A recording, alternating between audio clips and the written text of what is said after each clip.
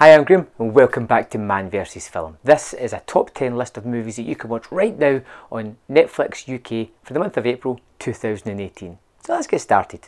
Number 10, Christine.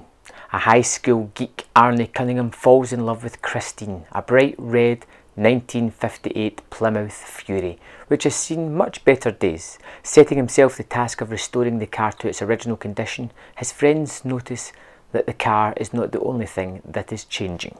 I'm a huge fan of John Carpenter. I try to put his movies on this list whenever I can. Christine is terrific and it's the first time I've ever put it on one of my lists. It has this amazing scene of the car rebuilding itself. It's about a sentient car that kills people. Sounds wacky, sounds kind of silly, but it is terrifically shot, terrifically edited, and it is terrific, just full stop. It's a fantastic horror movie. Definitely a product of its time, but it works really well. Number 9, Whiplash. A young and talented drummer attending a prestigious music academy finds himself under the wing of the most respected professor at the school, one who does not hold back on abuse towards his students. The two form an odd relationship as the student wants to achieve greatness and the professor pushes him. Whiplash was one of those movies when I walked out the theatre I was just on a high. It leaves you with such a fantastic climax that you can't believe is just so entertaining, and to get you there it has this relationship between these two people, this really abusive professor, this really sort of naive and wanting to be the best drummer that he can be person who coexist. They work to push each other to become greatness, and J.K. Simmons is terrific as the professor with all his put downs and his abuse and his constant triades. It just works. It's a fantastic movie, and that finale is so worth just checking this movie out for. Number 8, Guardians of the Galaxy.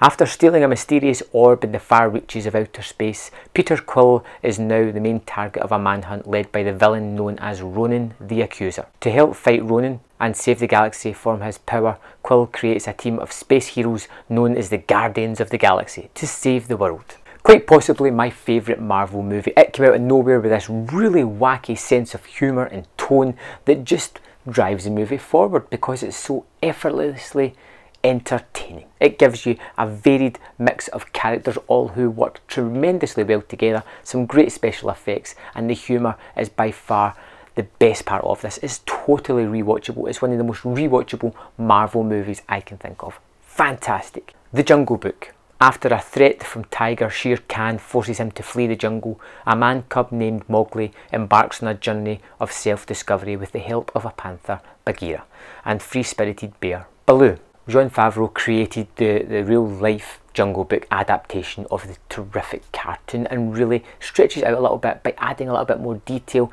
and it works tremendously well. I never once felt as though it was a CG character on screen, even though I kind of knew it.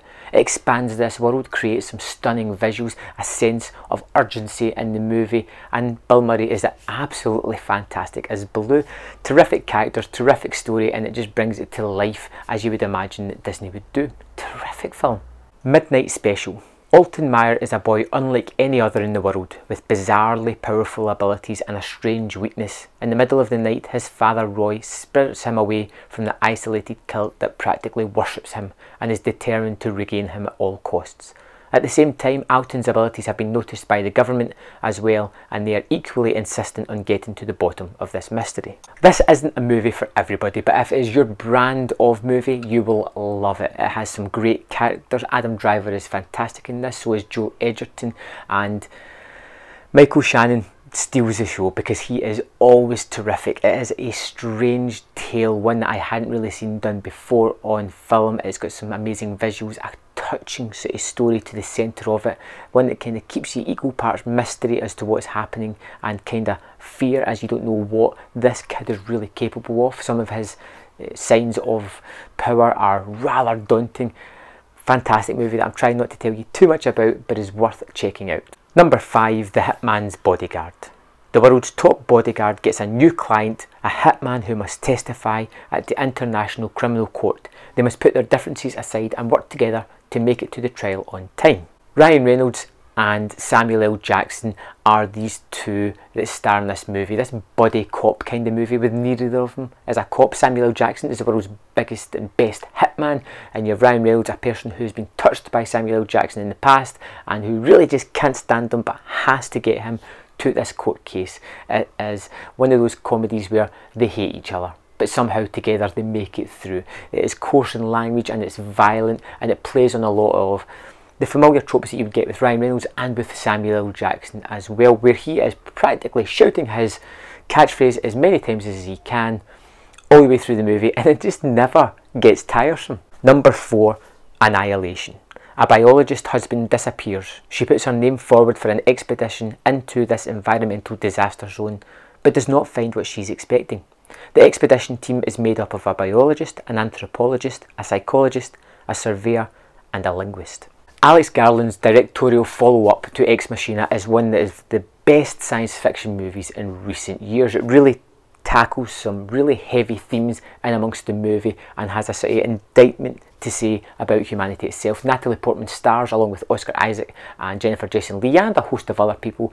But the visual quality of this movie is something that's going to keep me coming back. The production design is fantastic with some really off-kilter, spooky and weird images all the way through the movie. And that scene with the bear haunts me to the very day today. It will never leave my memory. Number 3, The Man from U.N.C.L.E. Henry Cavill and Armie Hammer play two secret agents in post-World War II Germany on opposite sides, forced to work together with the help of a girl to stop her lost father from creating a nuclear weapon for a secret organisation holding him against his will. Guy Ritchie takes the 60s TV series and puts a very nice modern spin on it, while still keeping it based in the 60s as well. You have these fantastic two character actors of Henry Cavill and Armie Hammer, who play an American and a Russian who are forced to work together, and they kind of play off each other very well. It is a spy movie that doesn't put the full world in jeopardy. It's a small part, and they're just a cog in the wheel to stop this madman from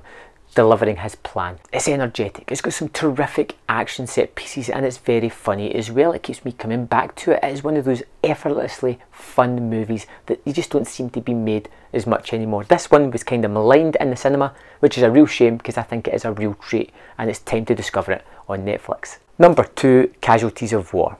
During the Vietnam War, a girl is taken from her village by 5 American soldiers. 4 of the soldiers rape her, but the 5th refuses. The young girl is killed, and the 5th soldier is determined that justice will be done. Brian De Palma's movie from the late 80s is a real indictment on the Vietnam War and the sort of what it did to the young soldiers at the time, the young American men, how it warped them, turned them into almost kind of animals. You have Sean Penn, who is the leader of this platoon, and you have Michael J. Fox as the clean-cut soldier who wants to fight back against what these other people are doing. It's all about peer pressure, it's all about snapping under the pressure of war, how these people aren't old enough to really understand what's going on or take it on board mentally. It's got stunning visuals all the way across it. De Palma just puts his trademark all over this movie. It's one that's not talked about much in his filmography, but it is one that is definitely worth checking out, and now it's on Netflix, why wouldn't you? Number 1 is Valerian and the City of 1,000 Planets. Alpha is a city where beings from different planets live together, exchanging their knowledge and culture. Peace is granted by a human force, including Major Valerian and his partner Sergeant Laureline. They are assigned to the defence ministers to retrieve the last species of converter in a dangerous mission. I absolutely adored Valerian in the cinema. I feel it's something that should have been far better received than it actually was. It is a terrific science fiction adventure movie, and it delivers on that. There is a couple of points with the performances that feel a little bit unnatural, but it fits within the essence of the story. But it's the visuals here that wow you. They are terrific, they are colourful, they are varied, they are engrossing. You could get lost in just a single image of this movie. It has several fantastic sequences as well. The opening sticks in my mind as being a terrific scene, as well as some of the other action set pieces that appeared later on in the movie. This is a fun movie. It is an adventure movie that really lives up to that word adventure. It is fantastic. It is full of all these amazing characters and designs that I haven't seen done before, and I think this is the movie of the month that you have to check out on Netflix. So thanks for watching my top 10 list of movies that you can watch on April 2018 on Netflix, and I will see you next month for another top 10. Thanks for watching.